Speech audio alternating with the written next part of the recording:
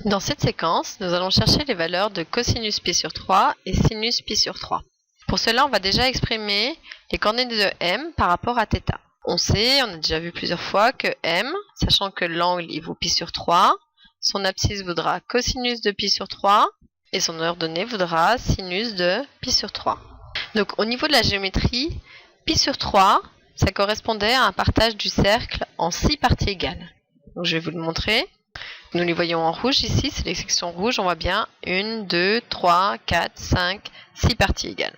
On va s'intéresser au premier puisqu'on veut que ce soit OI, OM qui vaut pi sur 3.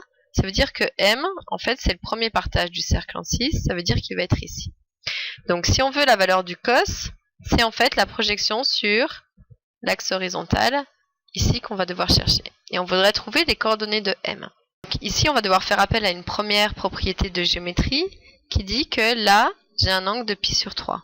Alors si besoin, on va faire la correspondance. Pi sur 3 correspond à, en fait, 60 degrés. Si vous vous souvenez plus, c'est parce que 2pi correspond à 360 degrés, et donc on a divisé par 6. Donc 360 divisé par 6, ça fait bien 60. Donc en fait, dans le triangle que je vais compléter ici, j'ai un triangle pour lequel, là j'ai un rayon de 1, et là j'ai une longueur de 1. Donc c'est déjà un triangle isocèle, et en plus, j'ai un angle de 60 degrés, donc ça veut dire que ce triangle ici, il est équilatéral. Si je fais une projection verticale ici, j'ai un angle droit, ce serait la hauteur. Mais dans un triangle, la hauteur, c'est la médiane, c'est la médiatrice, c'est la bisectrice. C'est-à-dire que on peut déjà facilement savoir que l'abscisse du point M, c'est 1/2. Parce que cette droite, elle va forcément partager en deux parties égales. Donc ça, c'est une première chose importante qu'on apprendra et reverra par la suite. Par contre, il va falloir qu'on trouve cette fameuse valeur de le Dorné, c'est-à-dire projection sur l'axe vertical, la valeur du Y. Alors là, c'est un petit peu plus compliqué, entre guillemets, puisqu'on va devoir faire encore appel à Pythagore pour trouver cette valeur. Donc, on va se placer dans le petit triangle, ici, jaune. Donc, on a vu que l'abscisse, la longueur, on coupait à une longueur de 1/2. J'ai mon rayon, puisque c'est le cercle trigonométrique qui est 1.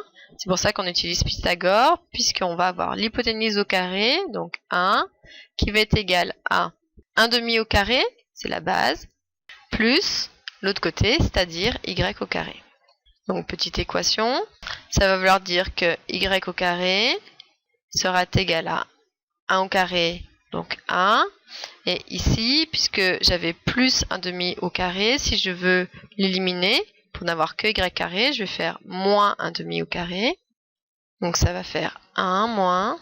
Donc le carré, il est pour tout le monde. Donc 1 au carré, ça fait 1. Et 2 au carré, ça fait 4.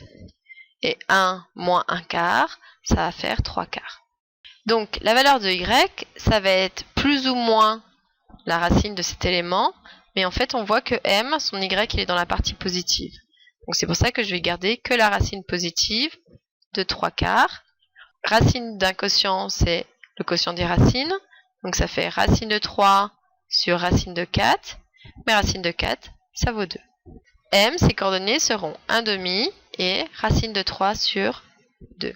Comme précédemment, M a deux coordonnées différentes. Ça veut dire que même abscisse, même ordonnée.